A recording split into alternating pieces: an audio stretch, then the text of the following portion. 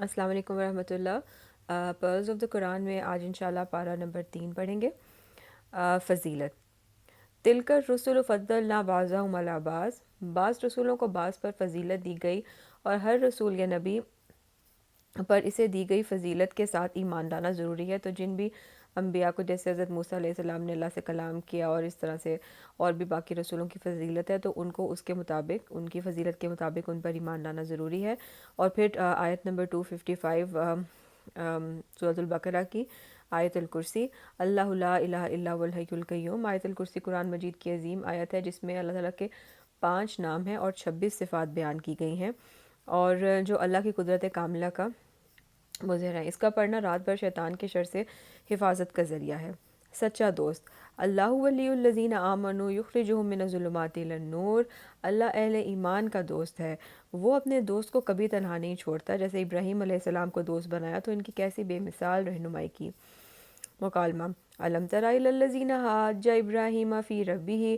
ابراہیم اور نمرود کے درمیان اللہ تعالیٰ کی قدرت کے بارے میں مکالمہ ہوا، جس کے نتیجے میں نمرود پر اپنی جھوٹی بادشاہت کی حقیقت واضح ہونے پر وہ حیران رہ گیا، کیونکہ حضرت ابراہیم علیہ السلام نے اس کو کہا تھا کہ میں، اللہ تعالیٰ زندہ کرتا ہے اور موت بھی دیتے ہیں، تو اس نے کہا میں بھی زندہ کرتا ہوں، موت دیتا ہوں۔ پھر اس نے 2 قیدی بلا کے تو ایک کو مار دیا، ایک کو زندہ چھوڑ دیا۔ تو حضرت ابراہیم نے اس سے بحث نہیں کی اور کہا کہ میرا رب سورج کو مشرق سے لاتا ہے تو مغرب سے لا کے دکھا دو۔ تو وہ حیران ہو گیا یہ بات سن کے، اور اس کے پاس آگے سے کوئی جواب نہیں سوچا۔ اور پھر اس کے بعد یہ اگلا جو قصہ اسی میں بیان کیا گیا سورۃ البقرہ میں، وہ زندگی کے بعد موت کا ہے کہ کالا انا یحیی ہذہ اللہ بعد موتہا۔ یہ بستی سے گزرنے والے شخص، جس میں کہا جاتا ہے کہ وہ حضرت عزیر تھے شاید، کو اس کے گدھے اور کھانے پینے کے ذریعے اور ابراہیم علیہ السلام کو پرندے کے ذریعے زندگی کے بعد موت کی حقیقت سمجھائی گئی۔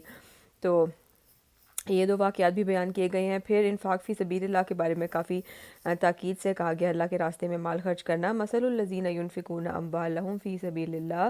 اللہ کی راہ میں خرچ کرنے کا اجر کئی گنا زیادہ ملتا ہے، لہٰذا خرچ کرتے ہوئے 3 کاموں یعنی من، یعنی کہ کسی کا اوپر احسان جتانا دینے کے بعد، عزا یعنی کہ دکھ دینا، اور ریا یعنی کہ دکھاوا کرنا، ان تینوں چیزوں سے بچنا چاہیے۔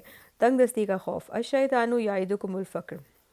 اللہ کی راہ میں خرچ کرنے سے روکنے کے لیے شیطان تنگ دستی کا خوف دلاتا ہے، اس کی چال کا شکار ہونے سے بچنا ہے، اور دینا شکر گزاری کی علامت ہے۔ فقراء للفقراء الذین احصروا فی سبیل اللہ۔ جو اللہ کے دین کی خدمت میں لگے ہوئے ہیں اور لپٹ کر سوال نہیں کرتے، ان پر خرچ کرنا زیادہ بہتر ہے۔ سود کی حرمت، وَأَحَلَّ اللَّهُ الْبَيْعَ وَحَرَّمَ الرِّبَا۔ سود لینا اور دینا حرام قرار دیا گیا ہے، یہ اللہ اور رسول کے ساتھ جنگ کے مترادف ہے، اور اس لیے اہل ایمان کو اس سے اجتناب کرنا چاہیے۔ قرض کے احکامات، یا ایھا الذین آمنوا اذا تداینتم بدین۔ مومن بندوں کو تعلیم دی گئی ہے کہ جب وہ قرض کا لین دین کریں تو اسے لکھ لیا کریں تاکہ کسی بھی مشکل سے بچ سکیں۔ عرش کا خزانہ، آمن الرسول بما انزل الیہ۔ سورۃ البقرہ کی آخری 2 آیات معراج کی رات عرش کے نیچے کے خزانے سے رسول اللہ صلی اللہ علیہ وسلم کو عطا ہوئی تھیں۔ جو شخص ان 2 آیات کو رات میں پڑھ لے گا وہ اس کو کافی ہو جائیں گی، اور یہ قبولیت دعا کا ذریعہ بھی ہیں، یعنی کہ ان کو پڑھنے کے بعد دعا بھی مانگنی چاہیے۔ خوشنما چیزیں، زُیِّنَ لِلنَّاسِ حُبُّ الشہوات۔ یہ صورت اب آل عمران سٹارٹ ہو جاتی ہے، اور اس کے اندر یہ دنیا کی کچھ چیزیں انسان کے لیے خوشنما بنا دی گئی ہیں، اصل کوشش آخرت کے بہترین ٹھکانے کے لیے کرنی چاہیے۔ دنیا کا حصول اعتدال کے ساتھ ہونا چاہیے۔ علم کا مقام، شہد اللہ انہ لا الہ الا هو والملائکۃ واولو العلم۔ علم کا مقام اس سے بڑھ کر اور کیا ہوگا کہ اللہ تعالیٰ نے اپنی گواہی کے ساتھ فرشتوں اور اہل علم کی گواہی کو اکٹھا کر دیا۔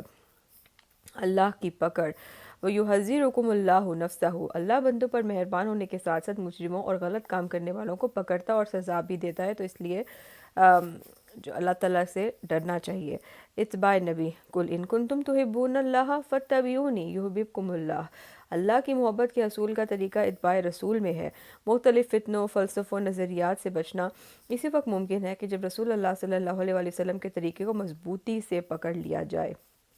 مریم علیہ السلام کی فضیلت، وَإِذْ قَالَتِ الْمَلَائِكَةُ يَا مَرْيَمُ إِنَّ اللَّهَ اصْطَفَاكِ۔ مریم علیہ السلام کو تمام عورتوں پر فضیلت عطا کی گئی۔ دوسرے کو ملنے والی فضیلت پر خوش ہونا اور اللہ سے اپنے لیے اچھے کاموں کی توفیق مانگنی چاہیے، اور اللہ کے فیصلوں پر راضی رہنا چاہیے۔ اور حضرت عیسیٰ کے بارے میں اس قال اللہ یا عیسیٰ انی متوفی کا و رافع کا الہ، اللہ نے بہترین تدبیر کرتے ہوئے عیسیٰ علیہ السلام کو زندہ آسمانوں پر اٹھا لیا۔ عیسیٰ علیہ السلام کی اس چیز پر ایمان بھی لانا بہت ضروری ہے۔ ربانیین ولیکن کونوا ربانیین بما کنتم تعلمون الکتاب، اللہ کی کتاب سیکھنے سکھانے کا بنیادی مقصد لوگوں کو اللہ سے جوڑنا اور رب والا بنانا ہے۔ تو آئیے اللہ کی طرف سے ملنے والی صلاحیت کو اللہ کے دین کی خاطر استعمال کریں، صرف کریں انشاءاللہ۔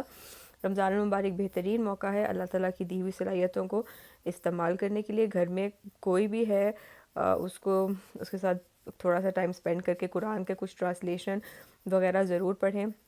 بچے ہیں تو ان کو کوئی دعا سکھا دیں، یا اور بہت امپورٹنٹ ایک ٹپ یہ بھی ہے کہ اپنے بچوں کو سورۃ الفاتحہ ضرور خود سکھائیں۔